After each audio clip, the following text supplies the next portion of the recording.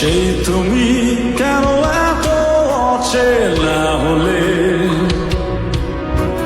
সেই আমি কেন তোমাকে দুঃখ দিলে, কেমন করে এত অচেনা হলে তুমি, কিভাবে এত বদলে গেছি এই আমি। ও বুকেরই সব কষ্ট